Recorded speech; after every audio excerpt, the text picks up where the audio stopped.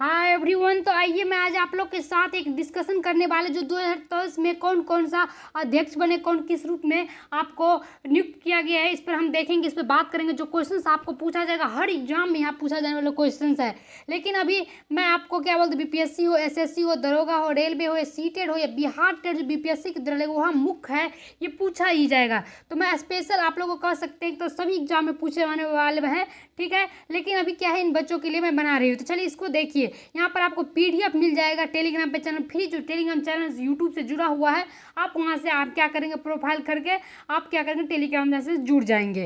तो चलिए यहाँ पर मैंने एक टैगलाइन लिखा है, पढ़ो फिर भरोसा करो। मतलब आप पढ़िए, आपको सही लगेगा तभी आप भरोसा करके मेरे साथ जुड़िए। ऐसा नहीं कि सारा कंटेंट आपको रेगुलर मिलता है, हर चीज़ का तैयारी करवाते हैं हम आपको। जैसे क्वेश्चंस का पार्ट, या आपको क्या हुआ बीपीएससी टेट के लिए सिर्फ क्वेश्चन प्रैक्टिस। मेरा कहना है कि क्वेश्चन प्रैक्टिस करिए, आपको बहुत ज़्यादा हेल्प मिलेगा, ठीक है। तो चलिए इसी के साथ टैगलाइन के साथ हम पढ़ाते हैं। जैसे ही आपको अच्छा लगे वीडियो को फुल वॉचिंग करिएगा, तभी आपको समझ। छोटा सा वीडियो होगा, ज़्यादा बड़ा नहीं होगा, क्योंकि मैं जानता हूँ कि जो भी बच्चे आप पहले आदत डालेंगे, क्योंकि जो करंट में आने के जो नए बच्चे उसको थोड़ा सा दिक्कत होगा। तो पहले आप, मैंने पिछले क्लास में भी आपको प्रैक्टिस सेट करवाए हुए हैं बीपीएससी टीचर के लिए, तो आप जरूर उस प्रैक्टिस सेट को देखें। बहुत ही महत्वपूर्ण है। आपको क्वेश्चंस करवाए सामान्य अध्ययन का, बहुत ही बेस्ट क्वेश्चंस के साथ करवाए हैं। इसी तरह का क्वेश्चन पूछा जाएगा 100%। तो चलिए हम लोग स्टार्ट करते हैं क्वेश्चंस की ओर। तो आइए हम लोग देखते हैं बहुत ही अच्छे से। अगर आपको अच्छा लगे तो सब्सक्राइब जरूर कर लीजिएगा। चलिए पहला क्वेश्चन आपके सामने है। क्वेश्चंस के साथ मैंने एक बहुत ही इंटरेस्टिंग फैक्ट लेकर आए हैं। क्वेश्चंस के साथ उसके 3-4 एक पॉइंट जो महत्वपूर्ण होगा, हर क्वेश्चन के साथ मैंने जोड़ लिया जहाँ जहाँ महत्वपूर्ण होगा, और जो जो महत्वपूर्ण है मैंने वही क्वेश्चंस लिया है, वही आपके साथ प्रस्तुत करेंगे, क्योंकि ज़्यादा टाइम नहीं है कि आपको हम उतना सारा देंगे, ठीक है। तो चलिए हम लोग शुरू करते हैं। कहते हैं परमाणु ऊर्जा आयोग के नए अध्यक्ष कौन बने। यहाँ पर कोई लॉजिकल बात नहीं है बच्चों, ये सब याद करने का चीज़ है।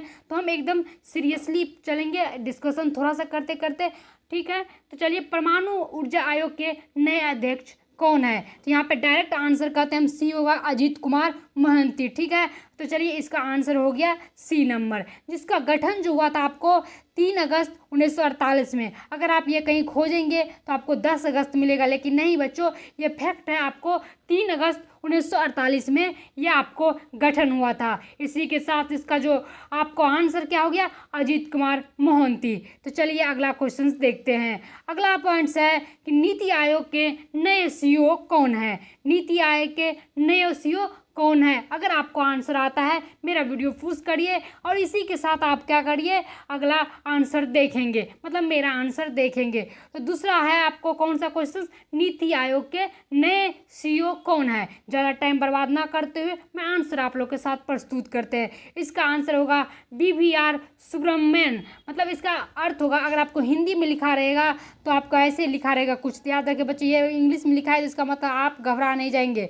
BVR ऐसे लिखा रहता है, तो इसको BBR करेंगे, लेकिन बी भी है, ये भी से होता है वह, लेकिन हिंदी में आपको इस तरह लिखा रहेगा तो आप घबराएंगे नहीं।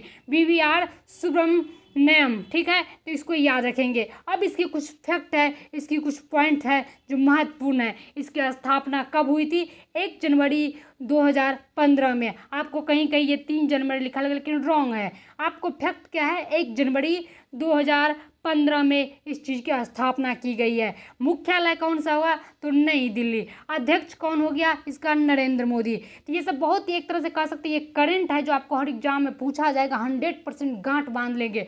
आपको एक भी इसमें आपके लिए निगेटिव नहीं कि आप इसको छांट कर ये नहीं पढ़ेंगे। आपके लिए 5 ही होंगे, लेकिन यहाँ पर आपको 100% याद कर रखना है। अगर पूछ दिया जाएगा तो आपको ज़रूर होगा। तो चलिए हम लोग अगला देखते हैं। तीसरा नंबर कहते हैं कि भारत के राष्ट्रीय सुरक्षा सलाहकार NSA कौन है, ठीक है। अगर आप लोग को जिसको करंट समझने में दिक्कत हो रही है वो थोड़ा थोड़ा पेपर पढ़े, इसी के साथ पेपर के साथ साथ थोड़ा सा न्यूज़ देखे, न्यूज़ के साथ साथ थोड़ा थोड़ा आप क्या करेंगे, बुक में इंटरेस्टेड लेंगे, तभी जाकर आपको समझ में आएगी। ऐसा नहीं है कि कोई आपको वरदान दे देगा और आपको समझ में आएगी। तो ठीक है, हम चले तीसरा क्वेश्चन को। ये सब रटने का चीज़ है, इसमें कोई लॉजिकल नहीं है कि मैं आपको बोलूँगी कि इतना ईस्वी के बाद ये लॉजिक लगाओ, इतना बाद का ये लॉजिक लगाओ, या आप मैथ नहीं कि आपको फॉर्मूला देंगे। बच्चों ये डायरेक्ट याद करने की चीज़ है, करंट है, आप रटो। तो चलिए भारत के राष्ट्रीय सुरक्षा सलाहकार NSA कौन है। तो इसका आंसर हो जाएगा आप लोग को B नंबर, अजीत डोभाल, ठीक है, इसी का आंसर क्या होगा, इसका कोई मुख्य पॉइंट नहीं मुझे इंपॉर्टेंस लगा, इसी के साथ मैंने इसको नहीं लिया। चलिए, लेकिन ये याद करने का है, आपको पूछ दिया जाएगा कि भारत के राष्ट्रीय सलाहकार, सुरक्षा सलाहकार NSA कौन है, तो कौन है, अजीत डोभाल। तो चलिए अगला करंट देखते हैं। एक तरह से हम करंट कह सकते हैं, इसको एक नाम दे सकते हैं आप, लेकिन 2023 के सारे चीज़ यहाँ पर लिया गया है। तो चलिए अगला क्वेश्चन देखते हैं। अगला क्वेश्चन है, भारत के नए विदेश सचिव कौन बने हैं, भारत के नए विदेश सचिव कौन बने हैं, तो इसका आंसर हो जाएगा आपको विजय मोहन क्वात्रा। ठीक है, इसका आंसर क्या हो जाएगा, विजय मोहन क्वात्रा। इसमें कोई डाउट्स नहीं आना चाहिए आपको, ये सब डायरेक्ट है, इसमें ना कोई गलती, ना कोई रॉन्ग, ना कोई पॉजिटिव। आपको याद करना होगा, ये आपको बदलने का भी चीज़ अभी फ़िलहाल में नहीं है, जो आपको पूछा जाए, अगर बदला जाएगा तो आपको मैं फिर से वीडियो अपलोड करेंगे। तो चलिए हम लोग अगला देखते हैं क्या है आपको क्वेश्चंस। 5वां क्वेश्चंस है, कितना ही आपको लिए बहुत ही महत्वपूर्ण इंपॉर्टेंस क्वेश्चंस है, भारत के नए मुख्य चुनाव आयुक्त कौन बने हैं, भारत के नए मुख्य चुनाव आयुक्त कौन बने हैं, इसका आंसर हो जाएगा बी नंबर, राजीव कुमार। ठीक है, इसके कुछ मुख्य पॉइंट्स है जिसको हम देखेंगे। इसका आंसर क्या हो गया, राजीव कुमार। आप इसे याद रखेंगे, आपको कोई डाउट नहीं होनी चाहिए। ठीक है, चलिए इसका कुछ मुख्य पॉइंट्स क्या है कि राजीव कुमार भारत के 25वें मुख्य चुनाव आयुक्त बने। ठीक है, कितने हैं, 25 में, इसको याद रखेंगे, आपको पूछ दिया जाएगा। ठीक है, ये बेस्ट आपके लिए लेक्चर है, इस लेक्चर को आप जितना भी ग्रहण करेंगे उतना ही आपके लिए फ़ायदा होगा। इसके बाद अगला लेक्चर क्या होगा, आप लोग के साथ में क्वेश्चंस का पार्ट जल्द ही हिस्ट्री का लेकर आएंगे। तो आप लोग मेरे चैनल से बने रहिए और वीडियो को शेयर करते रहिए, ताकि और भी बच्चे आपके साथ जुड़े और आपको भी पढ़ने में अच्छा लगे, और क्या हो, इसी के साथ सभी बच्चे को इंटरेस्ट लगे, क्योंकि साथ साथ पढ़ने से साथ हम रहे, साथ विकास होगा। इसी के साथ चलिए हम अगला क्वेश्चन देखेंगे।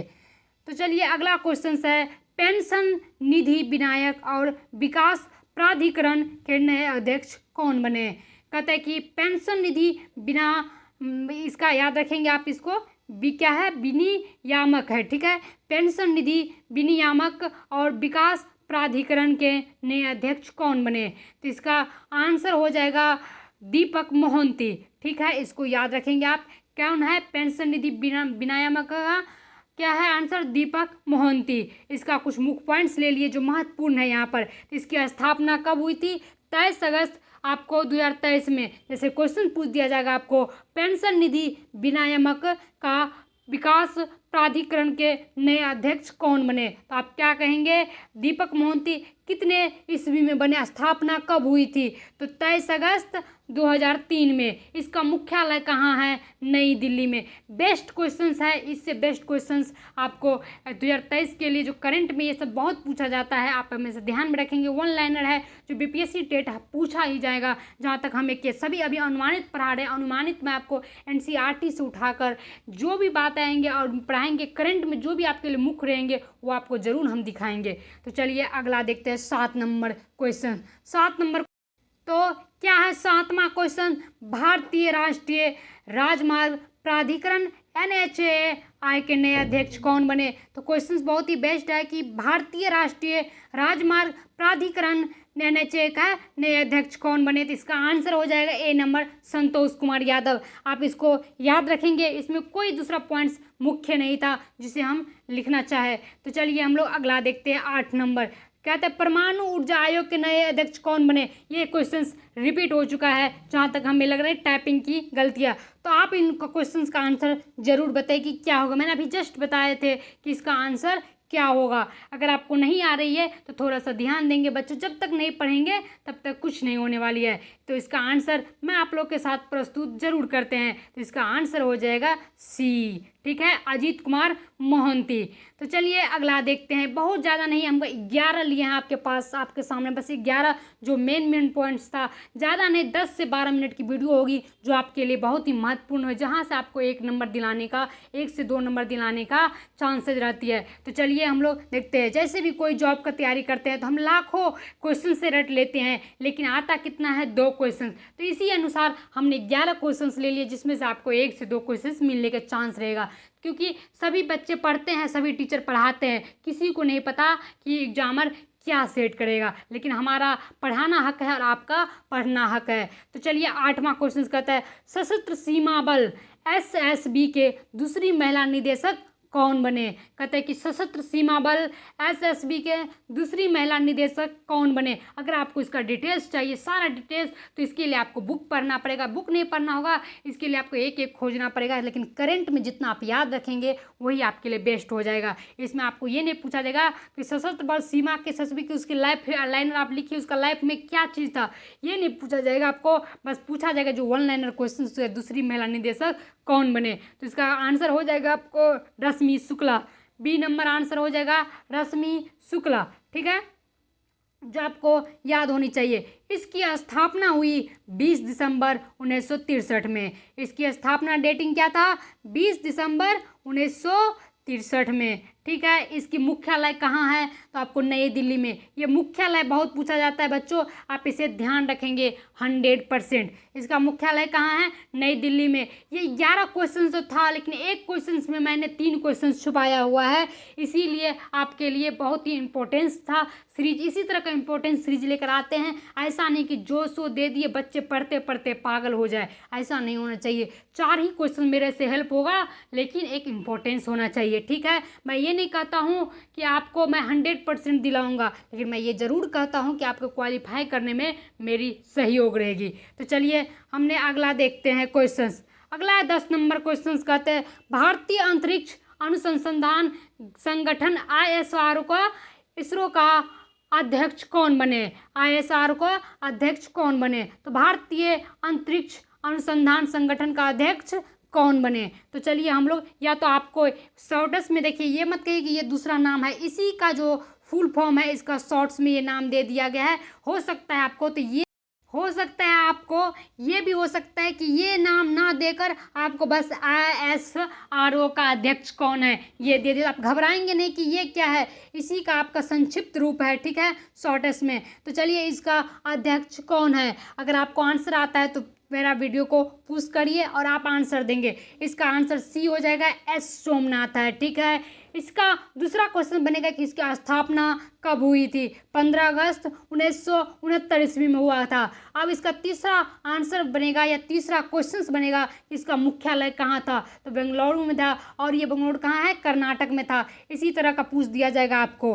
ठीक है, तो इससे 3 क्वेश्चन बनने का दावा रखते हैं हम। हमेशा कोई क्वेश्चन देते हैं उसके आसपास 1-2 क्वेश्चन जोड़ दे, ताकि बच्चों को ध्यान भी रहे और इंटरेस्ट भी लगे पढ़ने में। तो चलिए हमने ये क्वेश्चंस भी सॉल्व किया। अब अगला क्वेश्चन एकदम है जो आपके लिए बहुत ही महत्वपूर्ण होगा। तो चलिए कहते हैं 22वें विधि आयोग लॉ कमीशन का अध्यक्ष कौन बने। 22वें विधि आयोग लॉ कमीशन के अध्यक्ष कौन बने, तो इसका आंसर आप लोग जरूर बताइए। इसका आंसर अगर आपको आता है तो आप मुझे कमेंट बॉक्स में कमेंट करिए। तो चलिए इसका अध्यक्ष जो होगा न्यायमूर्ति ऋतुराज अवस्थी होगा। इसका आंसर बी नंबर हो गया। क्या है, न्यायमूर्ति ऋतुराज अवस्थी हो गया। इसी के साथ जितना भी इम्पोर्टेंस था आपके लिए मैंने आपके साथ डिस्कशन किया। आज का वीडियो यही समाप्त करते हैं। 1 से 3 क्वेश्चन बनाने के दावा रखते हैं।